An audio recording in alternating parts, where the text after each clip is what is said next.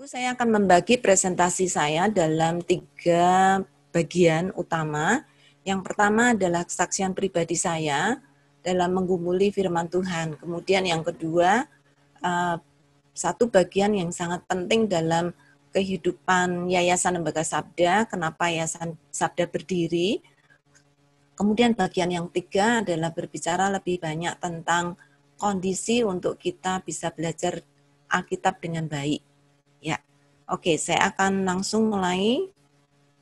Ya, ini adalah kesaksian pribadi saya, Bapak Ibu. Bagaimana saya hidup dan berkenalan dengan firman Tuhan dan bagaimana firman Tuhan mengubah hidup saya. Bapak Ibu, ketika saya lahir dengan menderita polio, sehingga kaki saya tidak rata ya. Sehingga kalau saya berjalan itu pincang.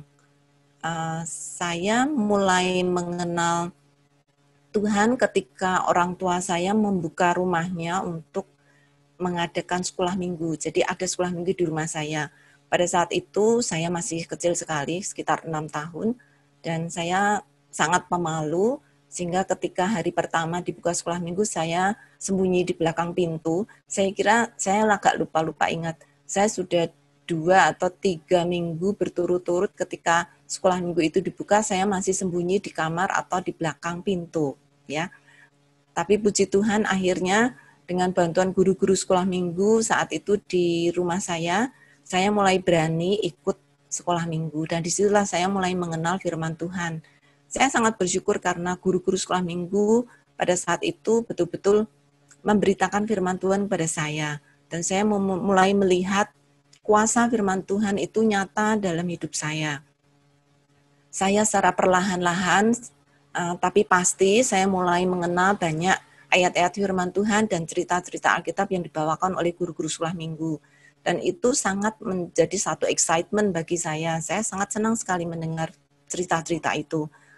Sehingga saya lupa, saya tidak lagi memikirkan tentang rasa malu saya, dan mulailah saya bertumbuh mengenal firman Tuhan dengan baik. Dan tanpa saya sadar secara penuh, saya melihat hidup saya diubahkan oleh Tuhan. Saya tidak lagi memikirkan tentang cacat di kaki saya. Saya mulai melihat apa yang Tuhan sedang sediakan dalam hidup saya. Saya mulai bertumbuh menjadi seorang Kristen, kemudian remaja, saya mulai mengajar juga sekolah minggu. Saya sangat tidak sadar bahwa kecacatan badan saya ini betul-betul saya lupakan. Saya melihat karya Tuhan yang lebih indah di dalam hidup saya.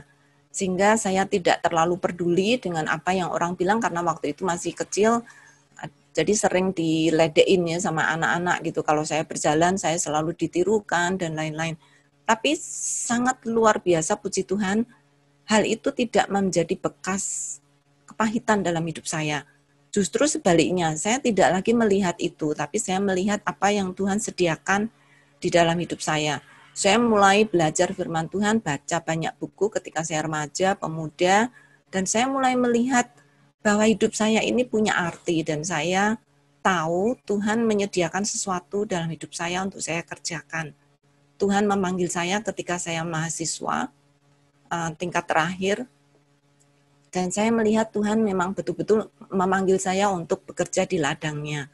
Lalu kesempatan datang ketika Tuhan memberikan beasiswa untuk saya sekolah teologi. Dan saya bersyukur dari situ pertumbuhan saya luar biasa. Saya semakin mencintai firman Tuhan dan semakin tahu bahwa firman Tuhan itu sungguh berkuasa. Berkuasa bukan hanya mengubah hidup saya, tetapi juga berkuasa membuka jalan di depan saya untuk saya hidup memiliki kepastian, keyakinan keselamatan, memiliki keyakinan akan hidup di dalam Tuhan, dan tahu bahwa hidup saya tuh bisa berkarya, dan bahkan saya diberikan karunia-karunia rohani oleh Tuhan untuk saya bisa melakukan apa yang Dia inginkan. Sehingga sampai akhirnya saya menikah pun saya dituntun oleh firman Tuhan, memberikan keyakinan kepada saya bahwa Tuhanlah yang menginginkan saya menikah, dan Tuhanlah yang juga menginginkan saya untuk berkarya melalui pernikahan saya. Dan terus Tuhan bentuk saya menjadi pribadi yang tidak lagi memikirkan diri, tetapi memikirkan apa yang Tuhan ingin saya lakukan di dalam hidup saya. Sehingga sampai hari ini ketika Tuhan juga panggil saya untuk bersama-sama membuka Yayasan Baga Sabda, maka itulah yang menjadi landasan dalam hidup saya. Yayasan Sabda bukan yayasan yang mengerjakan hal-hal yang lain di luar Alkitab. Dan itulah yang saya melihat Tuhan memberikan fokus yang sangat jelas bagaimana Yayasan Sabda harus berkiprah di dalam dunia digital dan bagaimana bisa menolong lebih banyak orang untuk mengenal firman Tuhan dan belajar firman Tuhan. Nah, saudara, melalui kesaksian hidup saya ini, saya tahu itu sesuatu yang sangat berarti dalam hidup saya, tetapi juga ternyata sangat berarti bagi kehidupan Sabda. Karena saya melihat firman Tuhan sungguh hidup. Alkitab itu firman Tuhan 100% dan itu hidup. Kenapa saya tahu firman Tuhan itu hidup atau Alkitab itu hidup? Karena dia sudah mengubah hidup saya. Saya juga tahu Alkitab adalah firman Allah yang berkuasa, karena dia mengubah hati saya yang dulu gelap, yang dulu hanya memikirkan diri sendiri, yang hanya memikirkan duniawi, tetapi diubah oleh Tuhan untuk melihat kekekalan, melihat kuasa Tuhan yang nyata melalui apa yang Tuhan sediakan. Firman Tuhan itu juga sungguh membuat saya bertumbuh dari hal yang kecil sampai sekarang mengerti lebih banyak lagi, dan saya mengharapkan di masa yang akan datang Tuhan akan semakin memberikan pertumbuhan yang lebih besar lagi untuk saya sehingga saya boleh semakin serupa dengan Tuhan.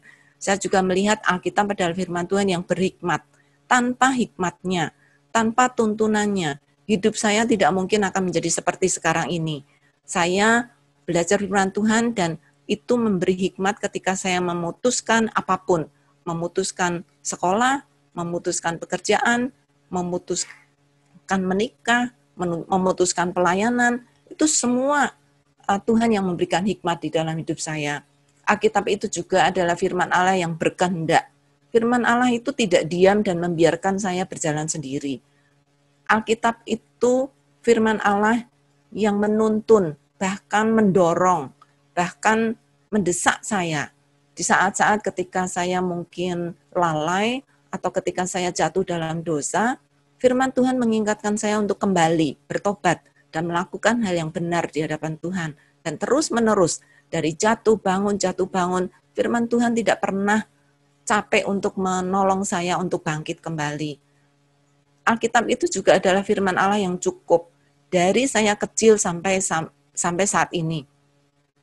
Saya tidak pernah membutuhkan buku yang lain. Saya tidak pernah membutuhkan hikmat yang lain kecuali dari firman Tuhan. Karena firman Tuhan itu sungguh cukup. Apapun yang saya hidupi, apapun yang saya alami dalam kehidupan saya, baik itu masa-masa sulit, masa-masa senang, masa-masa muda, masa-masa yang gelap, firman Tuhan selalu cukup menolong saya untuk terus bisa melanjutkan hidup dengan lebih baik dan lebih baik lagi. Firman itu juga firman Allah itu juga lengkap. Tidak ada hal yang kurang. Baik itu dalam bidang apapun, pelayanan apapun yang pernah saya ikuti, yang pernah saya kerjakan. Firman Tuhan selalu memberikan modal untuk saya bisa melihat yang terbaik yang saya bisa lakukan bagi Tuhan. Firman Allah itu juga firman Allah yang berotoritas. Sampai hari ini, saya melihat firman Tuhan selalu ingin didahulukan. Dan firman Tuhan menjadi pokok yang paling utama untuk saya ikuti. Tidak ada hikmat manusia, tidak ada hikmat lain yang sebesar itu otoritasnya. Karena firman Tuhan sungguh mengubah apapun yang ada di depan saya untuk saya jalani sesuai dengan hikmat dan kehendak Tuhan. Jadi saudara, Alkitab adalah firman Tuhan yang tidak bisa kita sepelekan. Saya melihat hidup saya sungguh diubahkan luar biasa dengan firman Tuhan. Nah karena itu Bapak Ibu, saya melihat belajar Alkitab menjadi satu pokok yang luar biasa. Kalau di dalam kehidupan saya tidak terus-menerus membaca, kemudian menggali, kemudian mendengar khotbah, kemudian melakukan PA, kemudian melakukan baca buku, apapun yang Tuhan sediakan bagi saya, maka belajar Alkitab itu selalu menjadi pokok utama yang saya melihat telah membimbing saya. Karena itu saya memberikan definisi yang jelas untuk belajar Alkitab, yaitu membaca Alkitab secara sistematis, kemudian menganalisa kata, paragraf, dan pasal, dan juga latar belakangnya, untuk tujuan memahami maknanya. Maknanya bukan sesuai dengan makna saya, tapi makna sesuai dengan maksud penulisnya ketika menuliskan firman Allah itu. Karena itu Bapak Ibu, belajar Alkitab itu harus dilakukan dengan kegiatan membaca, lalu menganalisa, dan menganalisanya secara sistematis, baik itu katanya, baik itu paragrafnya, baik itu pasalnya, lalu melihat keseluruhan latar belakang untuk menemukan, memahami intisari makna sesuai dengan maksud penulisnya. Karena itu Bapak, Ibu, Saudara, ketika Tuhan membimbing kami satu kelompok kecil untuk mendirikan Yayasan Baga Sabda, maka Alkitab itu menjadi dasar landasan utama. Karena Yayasan Baga Sabda didirikan atas landasan keyakinan bahwa Alkitab adalah firman Tuhan. Dan firman Tuhan ini bukan firman Tuhan yang dibiarkan ada di rak buku atau di atas meja saja, tetapi Alkitab itu harus terbuka untuk dipelajari oleh setiap orang percaya. Jika setiap orang percaya membaca firman Tuhan dan belajar firman Tuhan, maka hidupnya akan dituntun oleh Tuhan. Dan kita akan masuk di dalam agenda yang Tuhan sudah buat untuk kita masing-masing. Sehingga kita menemukan makna hidup dan kita mengalami kebahagiaan yang tidak terhingga. Karena di dalam kebahagiaan itulah kita melihat rencana Tuhan yang nyata dalam hidup kita. Karena itu Bapak Ibu, mengapa Sabda mendorong orang-orang yang memakai bahan-bahan Sabda untuk belajar firman Tuhan? Ada 7 hal yang ingin saya sampaikan di sini. Yang pertama adalah untuk mengenal Tuhan dan karakternya. Bapak Ibu, ketika kita membaca Alkitab, kita tahu bahwa Tuhanlah yang membimbing kita. Otak kita, hasrat kita, emosi kita dituntun untuk kita bisa mengenal Dia. Siapakah Dia? Kita tidak lagi mengenal Tuhan berdasarkan apa yang dikatakan orang, tetapi apa yang Dia nyatakan dalam hidup Dia sendiri melalui apa yang Dia sampaikan di dalam Alkitab. Saudara, Tuhan memberikan Alkitab dengan susah payah, bahkan Dia harus mengirim anaknya yang tunggal untuk mati di atas kayu salib. Supaya apa? Supaya kita bisa mengenal Dia, supaya kita bisa mengenal karakternya, kita bisa mengenal Tuhan yang sesungguhnya secara pribadi. Nah, yang kedua, mengapa kita belajar Alkitab? Kenapa Sabda mendorong setiap pengguna untuk belajar Alkitab? Supaya kita memiliki relasi yang intim dengan Tuhan. Saudara, banyak orang mungkin membaca Alkitab, tapi mereka tidak memiliki relasi yang sungguh-sungguh dengan Tuhan. Nah, saya kira ini satu lubang yang sangat besar. Kita harus mau dengan rendah hati memohon Tuhan untuk membuka hati kita, supaya kita memiliki relasi yang intim dengan Tuhan. Saudara, di dalam kehidupan saya secara pribadi dari hari ke hari, saya selalu merindukan waktu-waktu untuk saya bertemu dengan Tuhan melalui firman-Nya, melalui doa.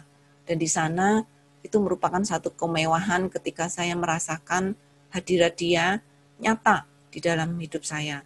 Nah, relasi ini harus dijalin. Relasi ini tidak hanya bisa terjadi otomatis gitu ya. Kita sendiri yang harus memiliki hati yang terbuka untuk boleh disentuh oleh firman Tuhan, sehingga Roh Kudus-Nya boleh memperkenalkan kita satu relasi yang intim bersama dengan Dia. Dan disitulah kita akan merasakan kebahagiaan yang tidak mungkin akan dirasakan dengan kebahagiaan yang lain. Nah, saudara, mengapa Sabda mendorong kita untuk belajar Alkitab? Supaya setiap pengguna boleh mengasihi Tuhan dengan sepenuh hati. Banyak dari kita sudah membaca Alkitab, mungkin punya relasi, tapi kita belum mengutamakan Tuhan di dalam hidup kita, karena kita belum mengasihi Dia dengan sepenuh hati. Nah, itulah yang Tuhan inginkan di dalam firman Tuhan. Ketika Tuhan Yesus ditanya, hukum mana yang paling utama di antara semua hukum? Maka Tuhan Yesus menjawab, mengasihi Tuhan dengan sepenuh hati, mendahulukan Dia, memberikan apa yang Dia minta dalam hidup kita, yaitu hati kita yang penuh. Dengan demikian, maka Tuhan juga memenuhi hati kita dengan kasih-Nya, sehingga kita akan mengalami kasih yang luar biasa yang tidak mungkin diberikan oleh manusia. Nah, mengapa kita belajar Alkitab? Mengapa Sabda mendorong kita untuk belajar Alkitab? Supaya kita bisa mendapatkan makanan rohani setiap hari. Nah, dalam quote gambar yang saya tampilkan di sini, dikatakan Alkitab itu adalah roti hidup atau makanan ya kalau di dalam terjemahan bahasa Indonesia, makanan yang kita makan setiap hari. Dan bukan cake atau bukan kue yang hanya dimakan sembari kita merayakan sesuatu atau kadangkala, tetapi roti atau makanan yang kita makan setiap hari. Karena apa? Tanpa makanan rohani maka kita tidak bertumbuh. Firman Tuhanlah yang membuat kita terus bertumbuh dan melihat apa yang ada di depan kita. Dunia selalu mengaburkan pikiran kita dengan hal-hal yang ada di depan mata. Tapi firman Tuhan bisa membuka hati kita dan melihat pandangan kita untuk ke depan. Apa yang Tuhan ingin kita lakukan. Nah, melalui makan rohani ini kita menjadi semakin sehat, sehingga ketika kita menatap ke depan, kita selalu melihat dengan kacamata yang jernih karena kita selalu sehat. Nah, mengapa Sabda mengajarkan kita untuk belajar Alkitab? Supaya kita bisa merasakan kasih-Nya dan kekuatannya setiap hari. Saudara, dalam masa-masa sulit, khususnya seperti masa pandemi saat ini, kadang kita kehilangan fokus, kehilangan kenikmatan untuk kita hidup sebagai orang yang bebas. Karena kita menjadi sulit untuk kemana-mana, kita menjadi sulit untuk mungkin bekerja, dan ekonomi menjadi satu hambatan yang luar biasa. Tetapi saudara, ketika firman Tuhan itu menjadi makanan rohani dan kita merasakan kasih-Nya, maka Tuhan akan membuka jalan dan Tuhan akan memberikan kekuatan untuk kita terus berusaha, sehingga jalan yang Tuhan sudah sediakan itu kita temukan untuk kita terus melakukan atau menjalankan hidup sesuai dengan kehendak Tuhan. Mengapa Sabda mendorong kita untuk belajar Alkitab? Untuk boleh memberitakan kabar baik tentang Dia. Jadi ketika kita mengenal Tuhan, maka kita juga ingin Tuhan dikenal oleh orang lain. Kita memberitakan kabar baik karena kita tahu apa yang Tuhan inginkan. Melalui belajar Alkitab kita melihat hati Tuhan yang menginginkan setiap orang boleh diselamatkan. Dan melalui keselamatan itu mereka boleh bertemu Tuhan dan mereka boleh memiliki hidup yang berkelimpahan di dalam Dia. Nah, mengapa Sabda mendorong kita untuk belajar Alkitab? Ini menjadi satu pokok yang sangat kuat di dalam hidup kita, yaitu menjadi landasan hidup yang benar. Kalau hidup kita didasarkan pada hidup yang benar, maka hidup kita seperti rumah yang dibangun di atas batu, bukan di atas pasir. Maka ketika badai datang, ketika kesulitan datang, maka rumah itu tetap berdiri. Nah, Bapak Ibu yang dikasihi Tuhan, ini hanya sebagian apa yang saya berikan karena waktu ya, tidak mungkin saya akan memberikan sedetail dan selengkap-lengkapnya. Tapi secara review, kita boleh melihat bahwa firman Tuhan atau belajar Alkitab menolong kita mengenal Tuhan, mengasihi Tuhan, merasakan kasih dan kekuatannya, memiliki relasi yang intim dengan Dia, dan selalu mendapatkan makanan rohani sehingga tubuh rohani kita boleh bertumbuh dan boleh membagikan kabar baik. Dan yang jelas, firman Tuhan menjadi landasan hidup, sehingga hidup kita sungguh-sungguh ada di atas batu, dan hidup kita tidak gampang digoyang atau diterpa oleh angin badai. Nah, saya yakin Bapak Ibu pasti punya lagi alasan mengapa belajar Alkitab. Silahkan Anda tambahkan lebih banyak lagi mengapa kita belajar Alkitab. Silahkan saudara luangkan waktu nanti, entah nanti malam, entah pada renungan pagi saudara, apalagi yang saudara bisa tambahkan, mengapa kita penting untuk belajar Alkitab. Nah, Bapak Ibu, di dalam kita memiliki alasan yang jelas mengapa kita belajar Alkitab, maka kita akan menumbuhkan motivasi yang juga jelas, motivasi yang lebih kuat, motivasi yang lebih benar. Sehingga ketika kita belajar Alkitab, maka tidak ada lagi yang bisa menghalangi. Kita boleh memberikan prioritas. Di dalam sehari kita pasti akan memiliki kerinduan ketika kita sudah merasakan kasih-Nya, merasakan keintiman, keindahan bersama dengan Dia, maka kita selalu akan merindukan waktu-waktu bersama dengan Tuhan. Nah, Bapak Ibu, Yayasan Lembaga Sabda memberikan pelayanan digital yang berfokus pada Alkitab. Memang Yayasan Lembaga Sabda punya banyak sekali pelayanan ya, tapi seluruh pelayanan Sabda itu berfokus dan berdasar kepada Alkitab. Kenapa? Supaya setiap orang dapat belajar Alkitab sesuai dengan zamannya. Nah, Bapak Ibu, Yayasan Lembaga Sabda dipanggil dengan moto IT for God. Nah, itu adalah kebutuhan dari zaman ini. Yayasan Sabda sudah berdiri tahun 93. Saat itu belum ada internet, bahkan HP pun belum ada, bahkan laptop pun belum ada. Tapi Tuhanlah yang menggerakkan kami untuk memulai pelayanan, menjadi pionir, bahkan menjadi awal dari pelayanan digital.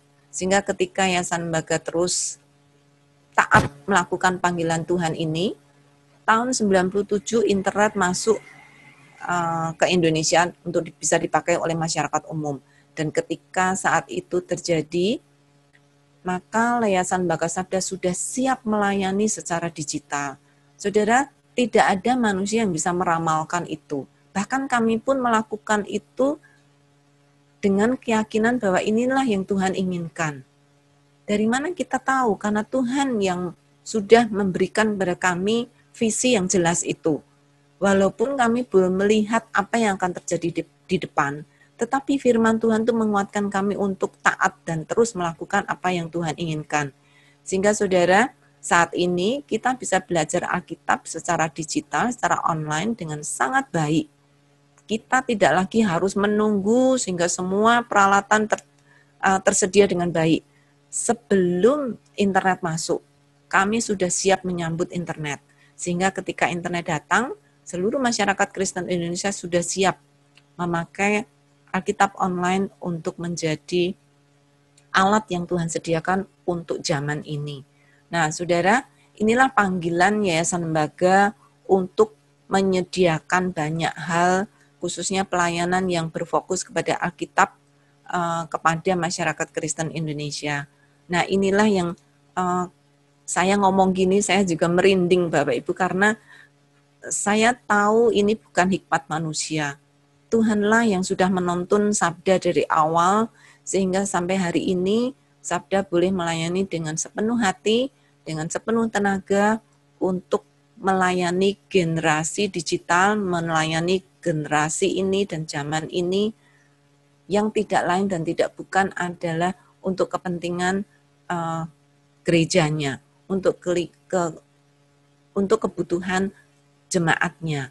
Nah, Bapak Ibu, untuk belajar firman Tuhan, Sabda bukan hanya duduk diam atau hanya menyediakan bahan-bahan saja, tapi Yayasan Lembaga Sabda sudah membuka atau menyediakan kondisi yang luar biasa yang Tuhan siapkan bagi kami, sehingga kita melihat seluruhnya ini menjadi satu tatanan rencana yang luar biasa yang Tuhan berikan bagi Sabda.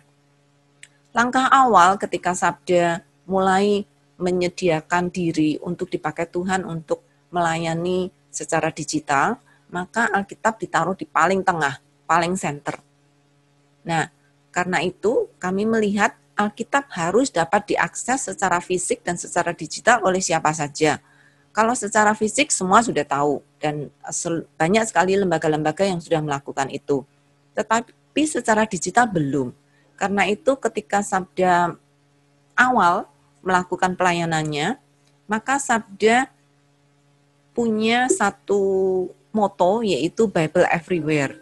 Karena kita ingin setiap orang yang sekarang sudah disentuh oleh digital, itu juga bisa mengakses Alkitab yang paling pertama.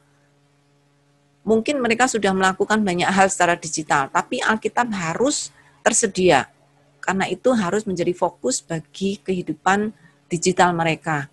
Karena itu Bapak Ibu, langkah pertama yang Sabda lakukan adalah menyediakan Alkitab untuk bisa diakses oleh siapa saja, kapan saja, dan di mana saja. Dan puji Tuhan, beberapa tahun yang lalu, kira-kira hampir 10 tahun yang lalu, kerinduan kami itu sudah terjadi. Sehingga hampir di semua laptop orang Kristen, di setiap HP orang Kristen selalu sudah ada Alkitab.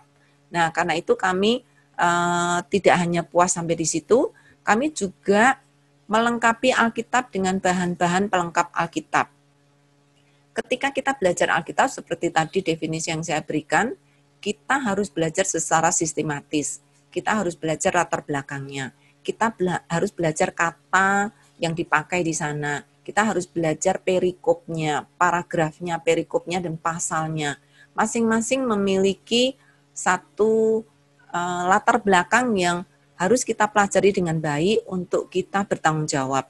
Karena itu Yayasan Lembaga Sabda selain Alkitab saja, kami juga menyediakan bahan-bahan pelengkap lainnya untuk belajar dengan baik dan bertanggung jawab, yaitu misalnya kamus Alkitab, kamus teologia, kemudian ada pengantar-pengantar Alkitab untuk belajar latar belakangnya, kemudian peta Alkitab, kemudian tafsiran, buku-buku tafsiran yang tersedia, dan banyak lagi yang kami sediakan untuk masyarakat Kristen Indonesia boleh belajar Alkitab dengan bertanggung jawab. Ya, kalau hanya membaca Alkitab saja kurang cukup karena ada banyak bahan-bahan lain yang bisa menolong kita untuk semakin menggali Alkitab dengan baik, ya. Termasuk itu belajar bahasa Yunani-nya, Ibrani-nya, kami menyediakan bahan interlinear sehingga ketika kita membaca Alkitab dan mungkin tidak jelas dengan terjemahan bahasa Indonesia, kita bisa melihat kembali ke dalam bahasa aslinya sehingga kita bisa mendapatkan penjelasan yang lebih tepat. Ya. Nah, itu saja juga kurang cukup Bapak Ibu, karena di zaman digital ini bahan-bahan pelengkap Alkitab yang banyak tadi yang saya sebutkan, entah kamus, entah tafsiran, entah peta, itu tidak mungkin akan dicetak gitu ya. Dan kami juga menyediakan Alkitab dalam berbagai bahasa atau berbagai versi. Supaya apa? Bisa dibandingkan dan supaya bisa dipelajari dengan lebih lengkap, termasuk dalam bahasa suku. Itu semua tidak mungkin bisa didapatkan secara fisik atau secara buku, karena banyak sekali. Ada ratusan ribu bahkan jutaan halaman yang tidak mungkin dicetak. Nah, dengan banyaknya bahan itu, kita juga tidak mungkin bisa mempelajarinya dengan baik, kecuali dibantu oleh program komputer. Karena itu Bapak Ibu, untuk memiliki kondisi yang baik untuk belajar Alkitab, Yayasan Lembaga Sabda juga melengkapinya dengan alat-alat studi Alkitab. Kami membuat software Alkitab supaya banyak orang bisa ditolong untuk belajar Alkitab dengan baik. Salah satu contoh ya, ketika kita ingin tahu kata-kata tertentu dan kata-kata ini dipakai juga di ayat yang mana, kalau kita harus belajar secara manual akan sulit sekali. Tetapi dengan program komputer, hanya dengan 1-2 ketuk saja, kita sudah bisa mendapatkan informasi yang kita butuhkan. Selain itu, kami juga menyediakan aplikasi-aplikasi Alkitab, baik itu tafsiran, baik itu kamus, baik itu Alkitab sendiri dalam berbagai versi dan bahasa, lalu ada interlinear dan lain-lain. Saudara, itu tersedia sehingga sangat memanjakan masyarakat Kristen untuk bisa belajar Alkitab dengan sangat nyaman. Kami juga memiliki satu situs yang luar biasa yang menjadi salah satu situs yang paling ramai dikunjungi untuk belajar Alkitab, yaitu alkitab.sabda.org. Di sana saudara ada lebih dari 10 giga bahan yang ada di situs tersebut yang saudara bisa akses, yang saudara bisa dapatkan dengan program yang sudah tersedia sehingga sangat memudahkan saudara untuk belajar Alkitab. Kami juga menyediakan banyak alat-alat yang lain yang kami sudah sediakan termasuk interlinear sehingga menolong penerjemahan Alkitab ke dalam bahasa-bahasa suku dan itu sudah dipakai oleh beberapa yayasan yang lain dan itu sangat menolong sekali. Sehingga proses untuk menerjemahkan Alkitab ke dalam bahasa suku tidak harus selama dulu ketika harus dilakukan secara manual. Dengan program komputer maka sangat lebih cepat dan juga lebih akurat lagi untuk mengerjakannya. Saudara, doakan untuk Yayasan Bagas Sabda yang terus-menerus Tuhan pimpin untuk membuat alat-alat studi Alkitab yang dibutuhkan sehingga kita bisa belajar dengan lebih baik lagi dan lebih baik lagi dan lebih lengkap lagi. Nah, selain itu Bapak Ibu, freeze. Sorry. Ya, terima kasih. Alkitab juga harus dipelajari dengan metode belajar Alkitab yang bervariasi. Bapak Ibu, selain Yayasan Sabda menyediakan bahan, menyediakan alat-alat teknologi yang canggih untuk belajar Alkitab, Yayasan Bagas Sabda juga melakukan eksperimen yang banyak sekali dengan metode belajar Alkitab. Saudara bisa tanya kepada staf yang pernah bekerja di Yayasan Bagas Sabda, kami selalu bereksperimen dengan metode belajar Alkitab, sehingga kami banyak sekali belajar metode Alkitab untuk menolong kami sendiri secara pribadi belajar Alkitab, juga kami bisa men-sharekan itu, bahkan men-trainingkan itu kepada orang lain, supaya para pengguna Sabda juga boleh mendapatkan metode-metode belajar Alkitab yang paling cocok, yang mereka sukai, yang bisa menolong mereka belajar Alkitab dengan menyenangkan. Nah, bagian ini secara khusus besok saudara akan bisa mendapatkan secara lengkap presentasi yang akan diberikan oleh Ibu Evi yang akan berbicara tentang metode belajar Alkitab yang sudah dieksplorasi oleh Sabda, sehingga kami sangat memberikan rekomendasi kepada metode-metode itu bisa dipakai untuk belajar Alkitab. Ya, lalu Bapak Ibu, Alkitab juga harus dipelajari dan diaplikasikan dalam komunitas orang percaya. Nah, sering kita lupa ya, bahwa ketika mempelajari Alkitab, Tuhan menginginkan kita mempelajarinya di dalam satu komunitas, bukan hanya secara pribadi. Belajar Alkitab secara pribadi betul, baik, dan itu sangat menolong untuk bertumbuh. Tetapi juga harus dipelajari di dalam komunitas orang percaya. Karena apa Bapak Ibu? Kadang-kadang kita belajar Alkitab sendiri dan orang lain tidak tahu, dan kadang-kadang kita tergiur untuk hal-hal yang mungkin mengganggu pikiran kita, dan akhirnya kita melakukan hal-hal yang tidak seharusnya kita lakukan, tapi orang lain tidak tahu. Sehingga sering kita menjadi tersesat karena hanya melakukan itu sendiri.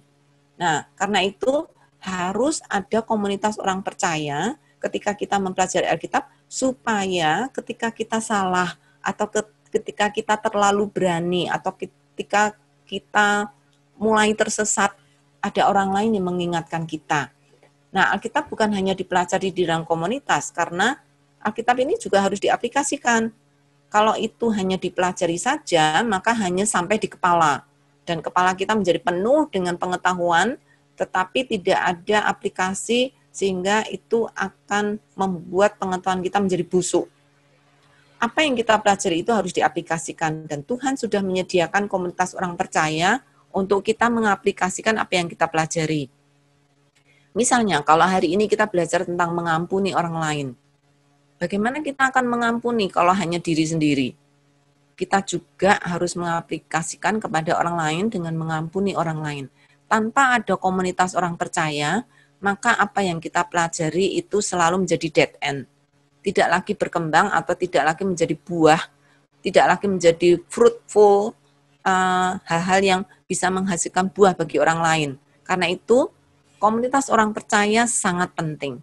Oleh karena itu Bapak Ibu, kalau Bapak Ibu melihat komunitas-komunitas yang ada di Yayasan Bagas Sabda yang dibuka oleh Yayasan Bagas Sabda, kami membuka banyak sekali komunitas untuk orang bisa berbagi di dalam belajar Alkitab. Baik itu komunitas untuk melakukan renungan pagi atau melakukan renungan harian.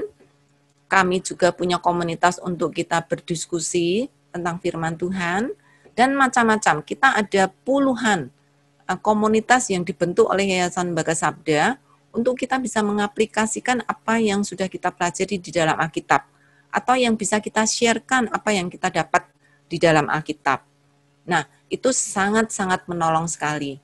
Nah, Bapak Ibu, yang terakhir, banyak orang tidak mau melakukan Alkitab atau beralasan negatif mempelajari Alkitab. Salah satunya, bosen lah, tidak punya waktu lah, tidak ada teman lah, jadi cepat mengantuk.